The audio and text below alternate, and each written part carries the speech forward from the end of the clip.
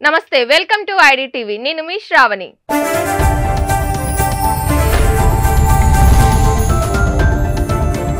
ID TV మన ఉనికి మన వాణి విజయవాడలో సీఎం జగన్ పై జరిగిన దాడి ఘటన సంచలనం సృష్టించింది.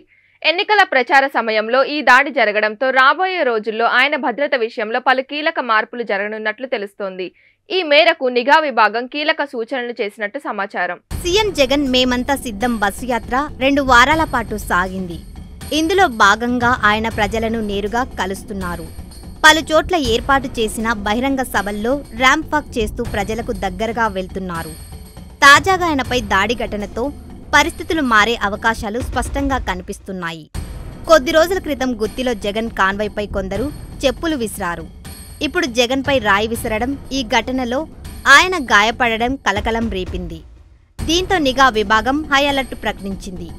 రాబోయే రోజుల్లో ఎన్నికల ప్రచార సమయంలో సీఎం జగన్ తీసుకోవాల్సిన జాగ్రత్తలపై పలు కీలక సూచనలు చేసింది. సీఎం జగన్ పాల్గొనే సభల్లో ర్యాంప్ ప్రత్యేక ఆకర్షణగా నిలుస్తూ వస్తోంది.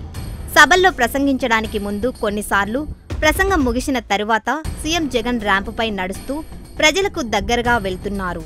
అయితే తాజా పరిణామాలతో సభల్లో ర్యాంప్ వాక్ చేయొద్దని నిఘా విభాగం సూచనలు చేసింది. అంతేకాదు ఇకపై సీఎం జగన్ యాత్ర చేపట్టే బస్సు పరిసరాల్లో ఆంక్షలు విధించనున్నారు.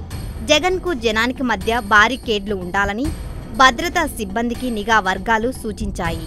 క్రేన్లు, ఆర్చ్లు, భారీ గజమాలలు తగ్గించాలని, వీలైనంత వరకు బస్సులోనే ఉంటూ రోడ్ షోలు నిర్వహించాలని విజ్ఞప్తి చేశాయి. జగన్ బస్సుకు 100 మీటర్ల పరిధిలో జన ప్రవేశం నిషేధం విధించాలని నిఘా విభాగం సూచించినట్టు తెలుస్తోంది. అవసరమైతేనే జగన్ బస్సుకు దగ్గరగా నేతలు, కార్యకర్తలు అనుమతించాలని చెప్పింది. ఇకపై జగన్ పర్యటనలు, రోడ్ షోలు, పాల్గొనే సభల్లో భద్రతా వైఫల్యాలు లేకుండా ముందస్తు జాగ్రత్తలు తీసుకోవాలని సిబ్బందికి సూచించింది.